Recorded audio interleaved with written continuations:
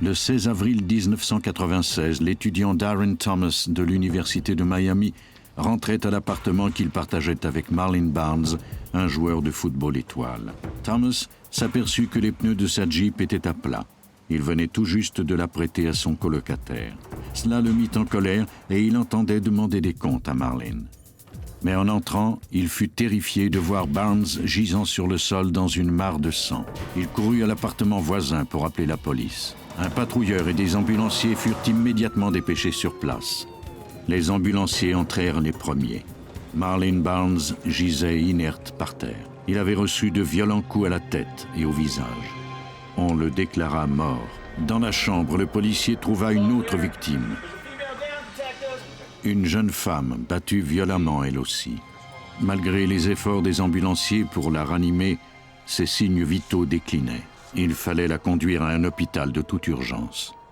Des techniciens en scène de crime arrivèrent sur les lieux et fouillèrent minutieusement l'appartement. Étrangement, rien n'avait été déplacé. Le vol ne semblait donc pas avoir été le mobile de cette attaque.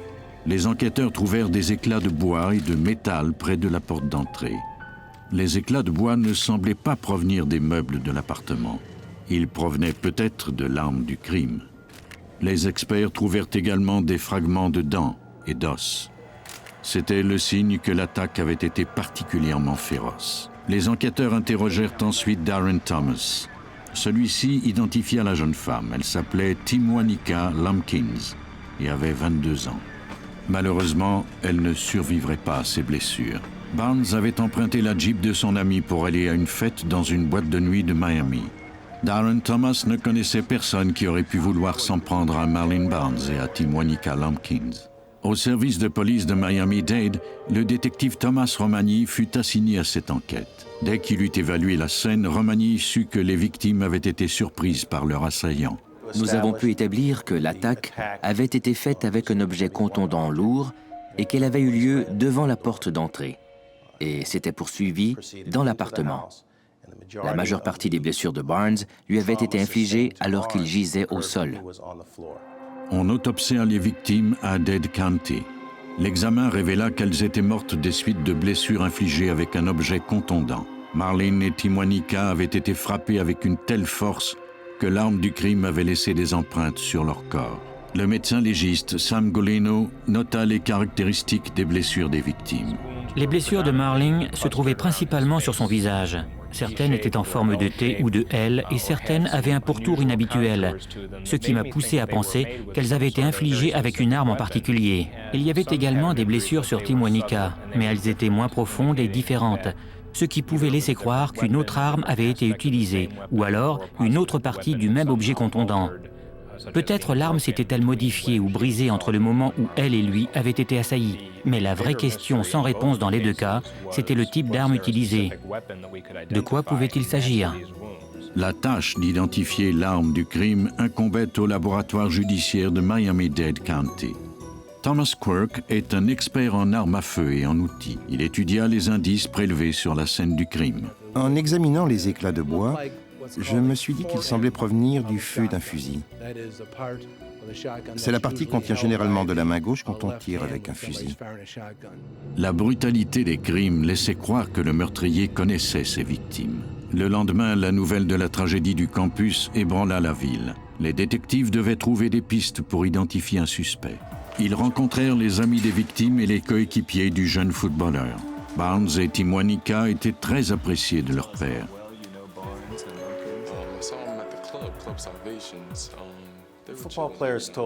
Les autres joueurs nous ont dit qu'ils avaient vu Barnes et Timwanika à quelques reprises ensemble.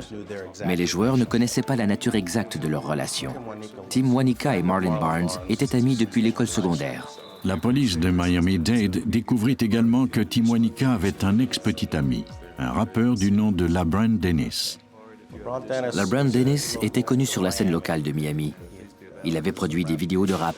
De fait, c'était comme rappeur qu'il avait rencontré Timwanika. Les policiers étaient impatients d'interroger ce LaBran Dennis. Et ils n'auraient pas à attendre très longtemps. Le lendemain du double meurtre, Dennis se présenta au poste de police accompagné d'un ami.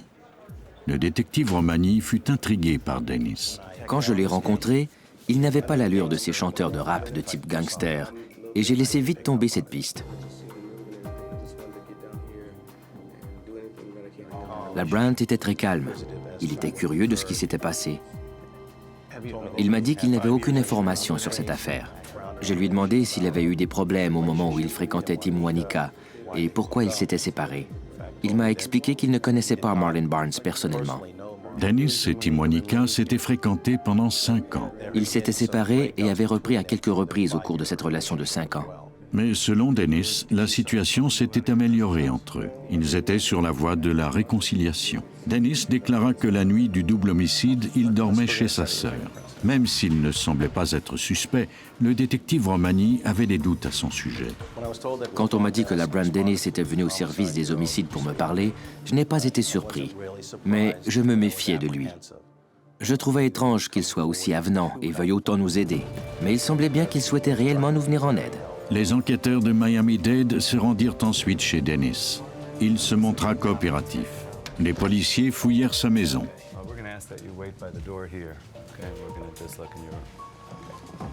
Ils étaient à la recherche de tout objet qui aurait pu être relié au crime. Mais ils ne trouvèrent rien.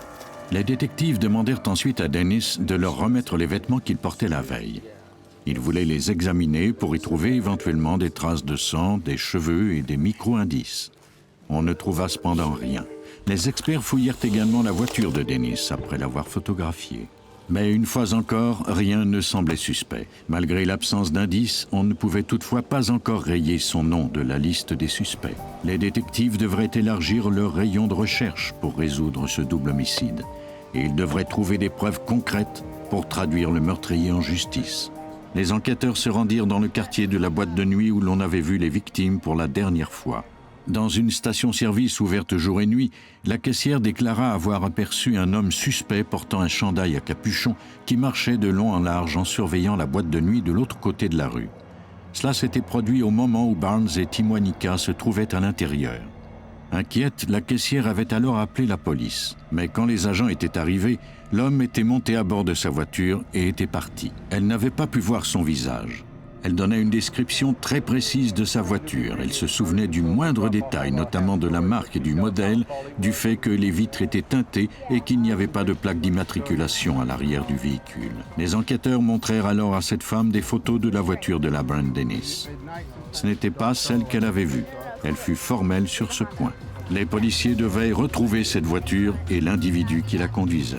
Ils examinèrent encore plus attentivement le passé de Tim Wanika pour tenter de trouver quelqu'un qui aurait pu vouloir s'en prendre à elle. Ils interrogèrent plusieurs de ses amis. Le détective Thomas Romani découvrit alors que la relation entre Tim Wanika et LaBrant Dennis avait été violente et qu'il l'avait souvent suivi et épié. Ce n'était pas du tout la description qu'avait faite Dennis de leur relation. En parlant à plusieurs de leurs amis et connaissances, on a appris que Tim Wanika et LaBrant Dennis s'étaient disputés plus tôt au cours de la semaine et qu'ils l'avaient alors quitté définitivement. Il y avait donc eu cette rupture violente et cette querelle entre eux. Dennis avait déclaré qu'il dormait chez sa sœur au moment des meurtres. Les détectives n'étaient plus aussi sûrs que c'était vrai. Ils obtinrent les relevés téléphoniques du suspect. Dans la matinée précédant les meurtres, il avait appelé un certain Stuart Dillard. Les enquêteurs voulaient interroger cet homme au plus vite. Hello, we're detectives with the Miami-Dade Police Department. We'd appreciate your cooperation and give us some information. On a rencontré Stuart. Il était extrêmement nerveux. Il avait entendu parler des meurtres aux nouvelles et il avait fait le lien entre cette affaire et le fait qu'il avait prêté son fusil tronçonné à LaBrant Dennis. Il se demandait si son arme n'avait pas servi à commettre un crime. Stuart Dillard déclara que le 14 avril, le lendemain des meurtres, Dennis l'avait appelé de nouveau pour lui dire où il pourrait récupérer son fusil ainsi que son sac. À l'intérieur, Stuart avait trouvé un couteau qui ne lui appartenait pas et des vêtements. En examinant son fusil, Stuart avait remarqué que le fût n'était plus là. Il a alors eu très peur de ce qui avait pu se produire. En pensant à tout cela, il s'est dit qu'il serait sans doute jugé coupable, ou du moins complice dans cette affaire. Stuart déclara aux enquêteurs qu'il s'était débarrassé des vêtements dans une benne à ordures et qu'il avait jeté le couteau et le fusil dans un égout pluvial. Il n'avait conservé que le sac. Les enquêteurs en prirent possession. Ils espéraient qu'il contenait encore une preuve de la culpabilité de LaBrant Dennis. Quand on a commencé à parler à Stuart, on était sceptique sur ce qu'il racontait, car il reconnaissait avoir prêté l'arme présumée du meurtre à LaBrant Dennis. On a donc fait enquête sur ses déclarations pour s'assurer qu'il disait la vérité, à savoir qu'il avait prêté son arme à feu à LaBrant Dennis sans connaître ses intentions meurtrières. Des policiers se rendirent à l'égout pluvial et y trouvèrent les armes, exactement comme le leur avait dit Stewart. Ils récupérèrent le couteau et le fusil. On plaça les armes dans des sacs spéciaux en vue de les faire analyser. Avec ces nouveaux indices, l'enquête sur LaBrant Dennis était devenue plus serrée. Les policiers interrogèrent quelques-unes de ses connaissances, notamment Jamie Meyer, une ex-petite amie. Celle-ci admit qu'elle avait fréquemment prêté sa voiture à Dennis. Or, cette voiture ressemblait au véhicule suspect aperçu dans la nuit du double homicide. Un agent la photographia. Il n'y avait pas de plaque d'immatriculation à l'arrière, exactement comme l'avait dit la caissière de la station-service. Les enquêteurs retournèrent interroger cette dernière. On lui a montré les photos de la voiture de l'ami de Dennis. Elle l'a identifiée formellement en disant que c'était bien la voiture qu'elle avait aperçue ce soir-là. Les policiers venaient d'établir un lien entre LaBrant Dennis et cette voiture, mais il s'agissait là de preuves indirectes. Pour démontrer qu'il avait commis les meurtres, on devrait faire appel à la criminalistique. Les enquêteurs fondaient tous leurs espoirs sur le sac utilisé pour le transport des armes. L'expert Toby Wolson examina le sac apporté par Stewart, l'ami de Dennis. Wolson trouva ce qui semblait être des gouttelettes de sang séchées à l'intérieur. On m'a demandé d'extraire l'ADN des échantillons provenant du sac. J'ai pratiqué ces analyses et comparé mes échantillons au sang des victimes et du suspect. Wolson constata que le sang dans le sac provenait de l'une des victimes. Le profil génétique tiré du sang dans le sac était identique à celui de Marlon Barnes. Les deux échantillons provenaient donc de Marlon Barnes. Jusque-là, rien ne démontrait formellement que LaBrant Dennis, l'ex-petite amie de la jeune femme, était l'auteur de ce brutal double meurtre. L'expert Thomas Kirk de Miami-Dade County examina les pneus de la Jeep qu'avait conduite Barnes le soir précédant sa mort. J'ai remarqué que ce pneu avait une étrange marque en forme de V. Quand j'ai reçu le couteau, je l'ai examiné et j'ai constaté que le bout de la lame était plié et que celle-ci était émoussée.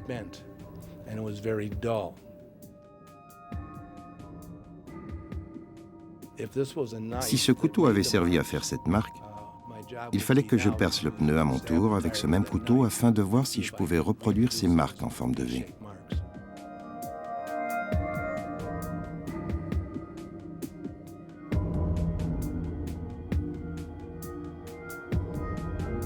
Kirk analysa ensuite ces coupures et les compara à celles qui avaient été faites le soir du crime. Il constata que les marques étaient identiques et en conclut que l'arme de Dennis avait bel et bien servi à percer les pneus de la voiture des victimes. Kirk examina également le fusil trouvé dans l'égout pluvial. Il compara ensuite les éclats de bois recueillis sur la scène du crime à ce qui restait du fût de bois du fusil. On prend chacune des pièces, on les examine, on note la façon dont les morceaux se sont cassés, les inscriptions du manufacturier et on met tout cela ensemble pour faire un morceau complet. En faisant cela, on a constaté que les éclats de bois s'ajustaient parfaitement au fusil. Tout portait à croire que ce fusil avait servi à frapper les deux victimes jusqu'à les tuer. En plus des éclats de bois, les experts avaient recueilli des morceaux de métal sur la scène du crime.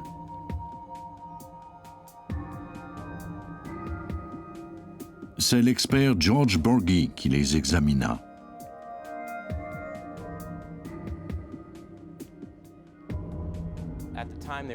Au moment où on avait trouvé ces morceaux de métal, on en ignorait l'origine. Quand on a trouvé le fusil et qu'on a assemblé tous les morceaux, il est devenu évident qu'ils provenaient du pontet de l'arme. Les deux morceaux de métal semblaient constituer le pontet lui-même. Mais pour prouver que les morceaux de métal provenaient bien de cette arme, il faudrait plus que quelques éléments qui semblaient plus ou moins s'ajuster ensemble. La structure moléculaire et atomique des particules de métal lui donne une texture particulière.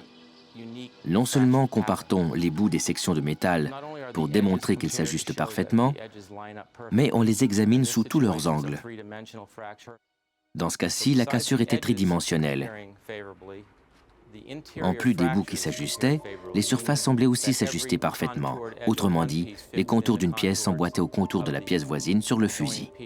Par conséquent, la combinaison de toutes ces caractéristiques nous obligeait à conclure que toutes les pièces du pontet provenaient incontestablement de cette arme. Avec ces preuves, les enquêteurs avaient probablement la cause bien en main. Ils inculpèrent LaBrant Dennis des meurtres de Timonica Lumpkins et Marlene Barnes.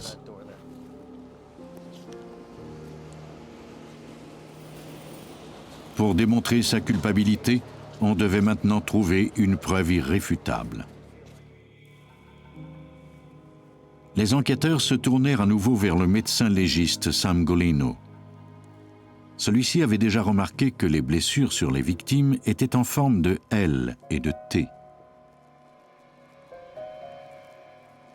Golino compara les indices au diagramme des blessures des victimes.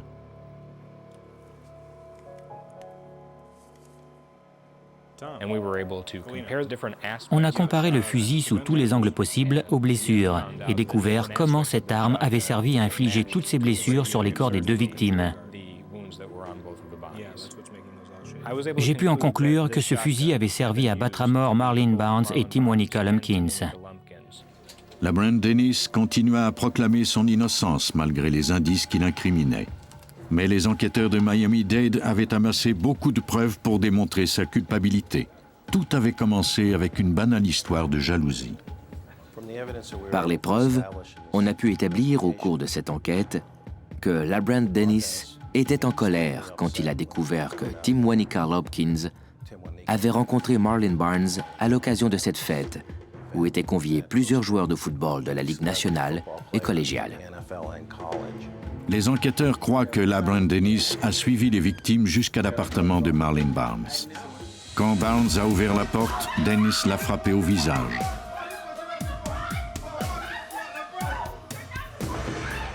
Et quand Dennis en a eu fini avec Barnes, il a attaqué Timonica. LaBrant Dennis a été reconnu coupable de 2 homicides au premier degré. On l'a condamné à la prison à vie.